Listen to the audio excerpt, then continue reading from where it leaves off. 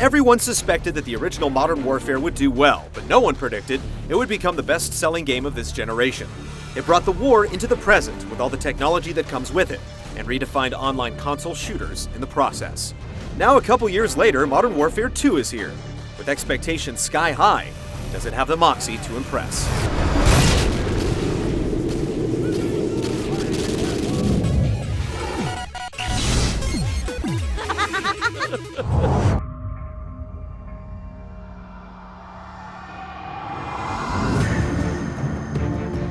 Set a few years after the end of the first game and the death of Zakhaev, Modern Warfare 2 is a direct sequel.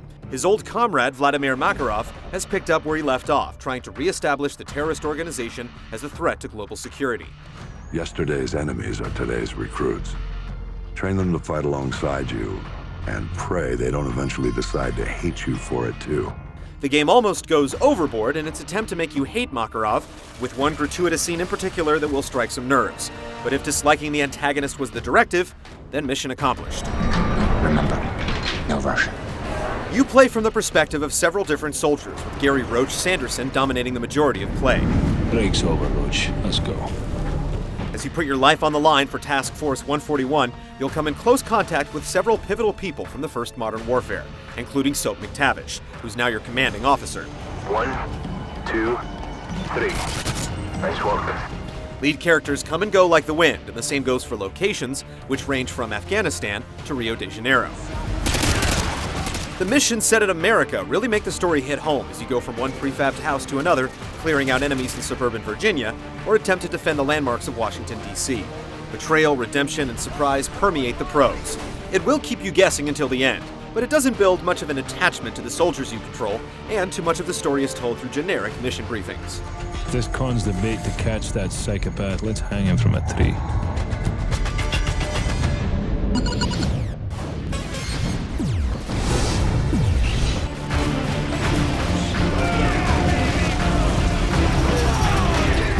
The single-player campaign is split into 18 missions. There's several more than the first Modern Warfare, but they're all much shorter, making for a game of basically the same length.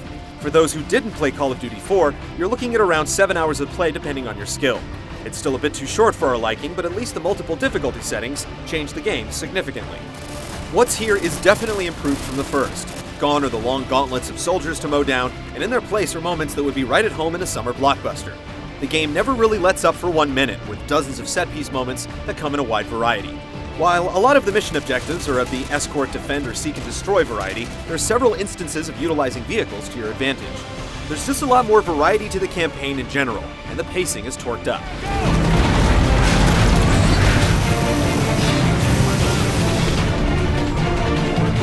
Most importantly, the game has a much more open feel. You have a lot more latitude in how you complete missions, with multiple routes through each area, and the feeling of being shoved down a predetermined path is drastically diminished.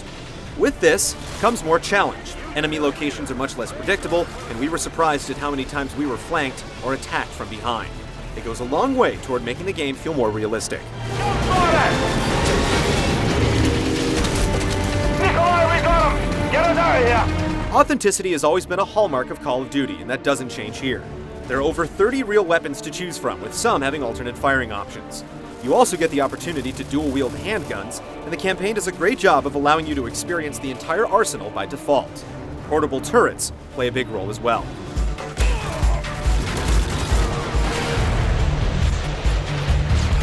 Of course, the multiplayer is why there are still hundreds of thousands of people playing Call of Duty 4. And while Modern Warfare 2 is nowhere near as groundbreaking in this regard, the developers have expanded on the foundation significantly. Enemy on that signal. There are 15 new maps included on the disc. While the Xbox 360 version will be getting the first DLC map pack exclusively for a period of time, there's still plenty of land to smear with the blood of your enemies. New game types are pretty rare, though you do get Capture the Flag this time around, along with a new mode called Demolition, where you have to activate bombs scattered around the map and then defend them until they explode. There's also a third-person mode, but it's basically a novelty as the game hasn't been altered in any way to make better use of the perspective. Experience points and perks were the real boon in the first Modern Warfare, along with custom classes. All these concepts return with an added twist, and an extra 15 levels to attain. You can still assign up to 3 perks per soldier, selecting one from each category, but upon death, you're sometimes rewarded with extra perks based on your play. Die several times without a kill, and you'll get a timed health boost, for instance. In short order, you unlock the ability to create your own classes in addition to the ones supplied, and you can customize the rewards for kill streaks and death streaks based on your style of play. The final new component is the ability to customize your call sign and rank emblem, with some humorous possibilities. More an evolution than a revolution, smart additions like server migration have been made to the competitive multiplayer to drastically improve the experience and ensure an unhealthy addiction.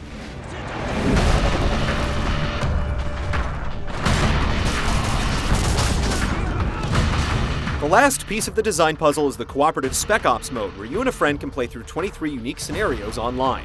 As you complete them, you're rewarded with stars to unlock more, with the number of stars you're awarded governed by the difficulty setting. Each player can select their own level of challenge, but you only get the stars for the lowest setting. Some of the missions are genius, with one player in the sky and another on the ground spotting targets. Others involve defending points or clearing locations of enemies, and you can resuscitate your partner with a time limit, again governed by the difficulty. 2 players may seem like a small number, but the missions have been built with this in mind, making the tandem system work extremely well. Specops is addictive, and on the harder settings, commands a great deal of coordination to complete. Help me out. Mission failed. Won't get up next time. While the single-player campaign is brisk, its design has been improved on just about every front. The same goes for competitive multiplayer, where small tweaks pack a much bigger wallet than you'd think. Toss in Specops, and you have a game that will give you a tremendous amount of playtime per dollar.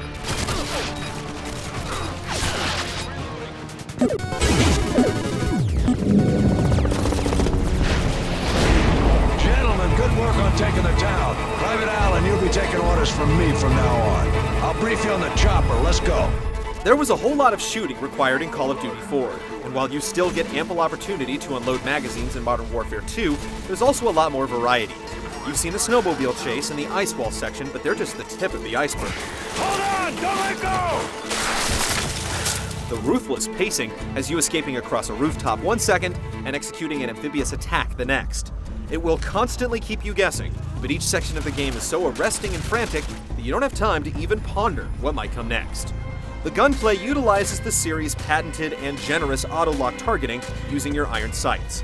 It's not particularly realistic, but the game has been constructed with it in mind, and it's probably the only way you could take on this many enemies at once without wanting to snap your controller. Weapons fire like the real thing, with recoil, bullet penetration, and gravity all taking their toll on accuracy. Adding to the challenge is a heavy concentration of civilians. Makarov isn't afraid to make a residential area a battleground, and you'll have to navigate scrambling innocents with an itchy trigger finger at several points. To the alley!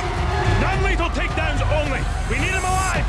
The Riot Shield is a new implement of war, and its ability to absorb vast amounts of punishment really turns the game on its side. Whether you use it to charge into battle in melee or set up a defensive barrier for your brothers in arms, its flexibility is surprising. While you tackle most missions with fellow soldiers at your side, Modern Warfare 2 ignores team tactics. You cannot instruct them in any way, shape, or form. It's a little disappointing, but the AI does an adequate job of handling each skirmish. The lone chance to influence squad mates come in the form of excellent slow-mo breaches, where you have a finite amount of time to identify targets and eliminate them before hostages are killed.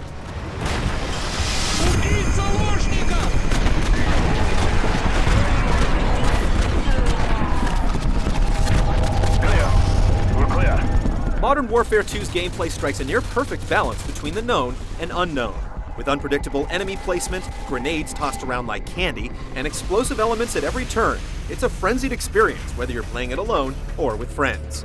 Every last element has received a lot of attention, ensuring that no mission or gameplay type is a throwaway. You won't be able to stop playing. Good kills, Hunter 2-1. Good kills.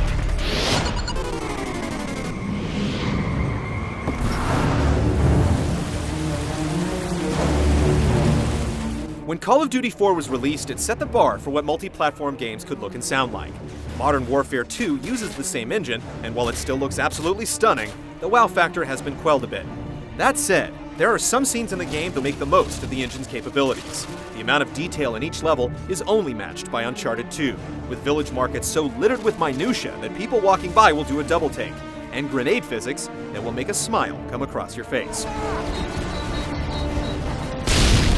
The lighting engine will literally make your jaw drop at many points, yet if you get up close and personal, some of the shadows suffer from pixelization. While the continued reliance on long briefing cinemas is a disappointment, the in-game cinemas provide you with the chance to play director and frame some of the most dazzling scenes to your liking. The level of violence has definitely been ramped up, and some scenes are so starkly brutal that those with weaker constitutions will have to look away. The Xbox 360 and PlayStation 3 versions look identical, with both running at a blazing rate despite the absolute madness that takes place on screen. There are a few wrinkles here and there, but it manages to retain its crown as the best-looking game to be released for more than one console. Militaristic music sets the tone nicely with the expected complement of snare drums and swirling orchestral builds.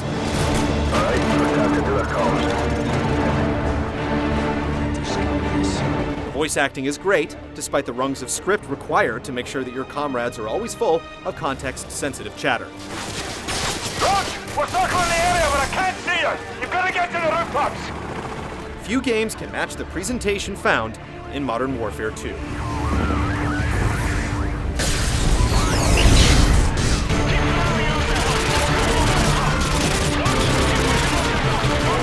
Get ready for one wild ride as Modern Warfare 2's campaign typifies the phrase, short but sweet. The air of unpredictability and the care that was paid to each separate element puts it in lofty company.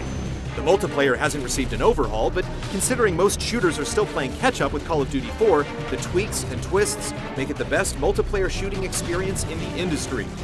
Few games manage to meet such high expectations, so do not hesitate to lock and load this one into your collection.